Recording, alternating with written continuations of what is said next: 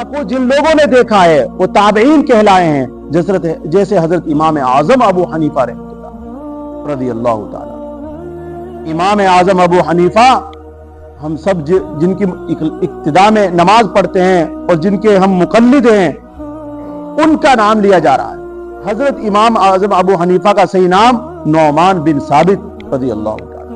ان کے بارے میں واقعہ آیا، ایک مرتبہ حضرت امام اعظم ابو حنیفہ گھر واپس آ رہے تھے بازار سے، ایک آدمی کھڑا ہوا بازار میں گالیوں پر گالیاں دے رہا تھا۔ کس کو؟ حضرت امام اعظم ابو حنیفہ۔ برا بھلا گالیاں اور نہ جانے اور کیا کیا کہہ رہا تھا۔ حضرت امام اعظم ابو حنیفہ تو صحابہ کے شاگرد تھے، وہ تو اخلاق آدم وسلم کے اخلاق پر اور سنت رسول پر وہ تو دیوانے تھے، وہ تو عاشق تھے۔ کچھ نہیں کہا، سنتے رہے۔ جب وہ تھک گیا چپ چاپ گھر گئے۔ گھر جا کر کے کچھ اتنا بڑا تھال لیا گھر، اس میں کچھ سونے کے دینار، کچھ درہم بھر لیا اسے تھال میں، اور اس کے دروازے پر جس نے گالیاں دی تھی، جس نے برا بھلا کہا تھا، اس کا دروازہ کھٹکھٹا رہے ہیں۔ کون؟ امام اعظم ابو حنیفہ۔ دروازہ کھٹکھٹایا، وہ آدمی باہر نکل کر آیا، اس نے دیکھا امام اعظم۔ حضرت امام اعظم ابو حنیفہ نے وہ تھال جس میں سونے کے دینار، جس میں درہم تھے، پیش کیے۔ لو جی، آپ کے لیے میں ہدیہ لے کر آیا۔ کیوں؟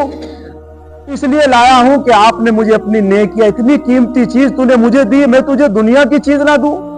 اللہ، یعنی تو نے جو مجھے برا بھلا کہا ہے، تو نے اپنی نیکیاں دی، تو نے برا بھلا نہیں کہا۔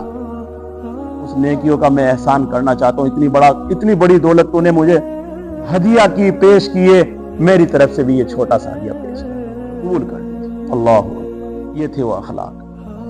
لکھا کتابوں کے اندر کہ حضرت امام اعظم ابو حنیفہ کے اس رویے سے اور اس احسان سے وہ اشرفیوں کا خوان جو سامنے کیا، تو کہنے لگے یہ تحقیق امام اعظم ابو حنیفہ کے اس معاملے کا اس قلب پر اتنا اثر پڑا اس آدمی پر کہ آئندہ کو اس بری خصلت سے ہمیشہ کے لیے توبہ کرے، ہمیشہ کے لیے توبہ کرے۔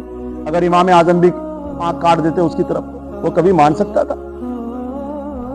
ہمیشہ کے لیے اس نے توبہ کی، اور وہ آدمی گڑ گڑایا، رویا، اور پھر یہ لکھا کتابوں کے اندر کہ آئندہ اس بری خصلت سے ہمیشہ کے لیے توبہ کر کے امام صاحب سے معافی مانگی، اور یوں کہا کہ امام صاحب میں اب آپ کے درس میں بیٹھا کروں گا، میں آپ کا شاگرد بننا چاہتا ہوں، جو علوم آپ کے پاس ہے میں اسے حاصل کرنا چاہتا ہوں، جس کی وجہ سے تم نے میرے اتنا میں نے آپ کو غصہ کیا ہے، آپ کے اوپر اتنا میں نے گالیاں دی، آپ کو برا بھلا کہا ہے، وہ کون سی آپ کے اندر طاقت تھی جس کی وجہ سے آپ نے مجھے اتنا بڑا ہدیہ پیش کر رہے ہیں اور معاف کر دیا؟